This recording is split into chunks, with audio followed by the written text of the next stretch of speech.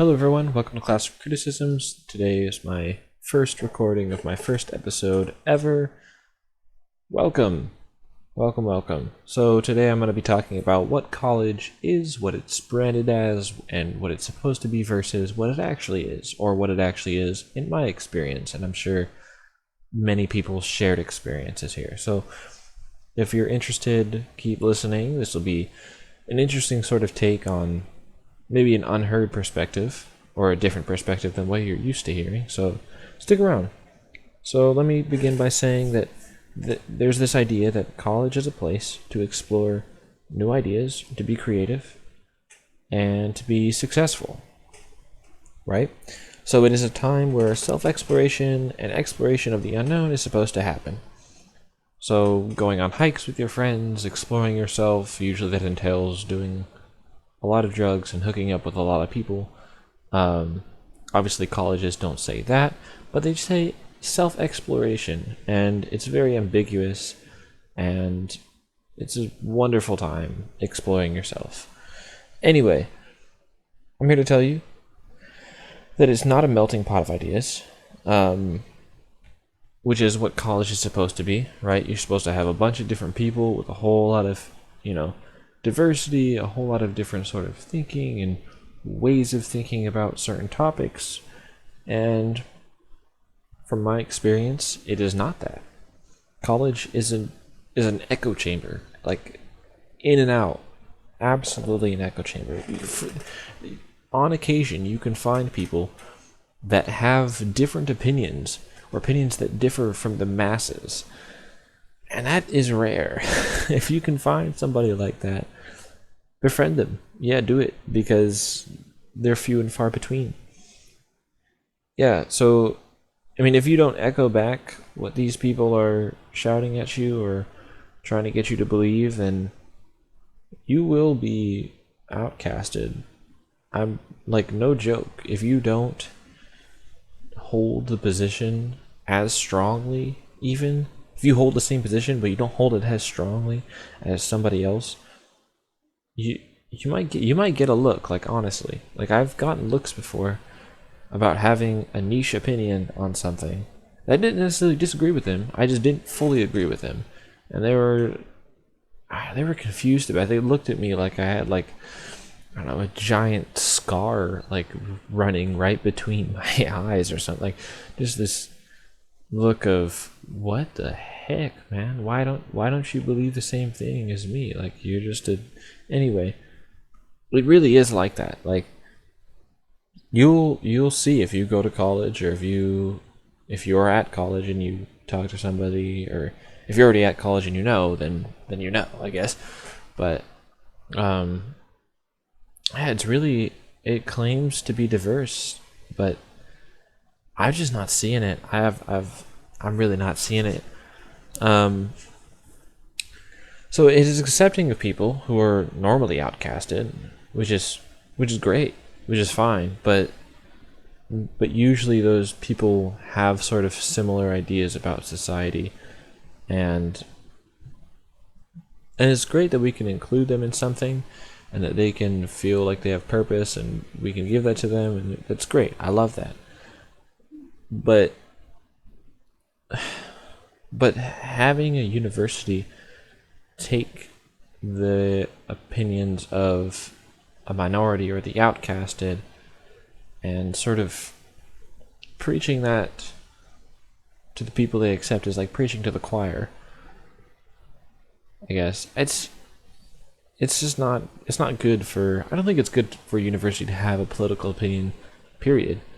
Especially a state-funded university. I think that's even worse. But besides the point, there are deeply rooted political beliefs in the college system. Just straight up, and I think it's poison in a classroom where unbiased learning and thinking is supposed to occur. It's just... anything that anyone says is... like, if there's a teacher that's in a philosophy classroom and it talks about communism, it might talk about communism in a lighthearted manner, versus when you talk about the philosophy of the free market, or the philosophy of capitalism, it might ridicule it a lot more than it would socialism and communism, when those two things have killed millions.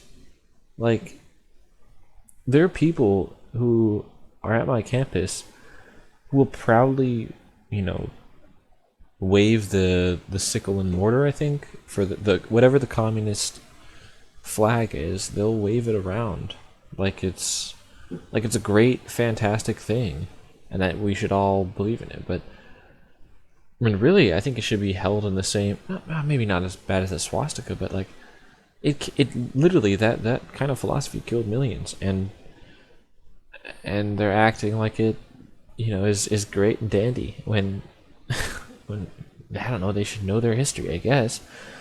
But anyway, so today, I guess you will hear people say that college isn't what it used to be, and you will also hear that college is the place to go, and you will fail at life if you do not attend a university. And I've heard both sides of this from actually both of my parents, and from a bunch of people who vary from the right and from the left. Usually, if you're a left-leaning person, you will say college is the only way, and that's it. And then the right-leaning is saying that college is not necessary, or you shouldn't, even so far as to say you shouldn't go to college, right? I would take some position in between. I would say that instead of discouraging one or the other, instead of discouraging going to college or discouraging doing anything else besides college, I think we should have a positive sort of outlook on this. We should encourage anyone who believes that college is not the right path for them, and we should encourage people who feel strongly that college is the right path for them. So what would that look like, right? We would have a society that people are doing what they want to do, and they're backed by family, they're backed by their friends, their teachers. I know a bunch of teachers who when I told them that I was thinking of either trade school or college, they all said, what are you doing trade school for? Like, nah, go to college, even though trade school would give me all these benefits and I wouldn't be in so much debt and would give me a sure job afterwards. Like, they just look like everything else is evil compared to a 4-year college education. And I think that's wrong. I think that's very wrong. I believe that college is a tool, right? And it can be used for immense good and immense focus, and it can help you lay out sort of the what would you call that? I guess the foundation of your life post college. It can do that, but it can also just be the source of losing yourself in the party scene and letting yourself go. I don't know if you've heard this phrase, but there's a phrase called the freshman 20 or whatever, how many pounds after. Basically, it's like after the first year of freshman year, usually the freshmen gain a bunch of weight because they're all eating the shitty cafeteria food that is supplied to them, or that they use a meal plan that pays for it. But yeah, I've seen that, actually. I've seen people gain 40 pounds in their first year at college, and I mean, look, college is supposed to be transformative, but that's transformative in a bad way. So if you're going to change your body, you change it for the better, right? Yeah, so instead of encouraging teens, we decided to present them with this stress-inducing dichotomy.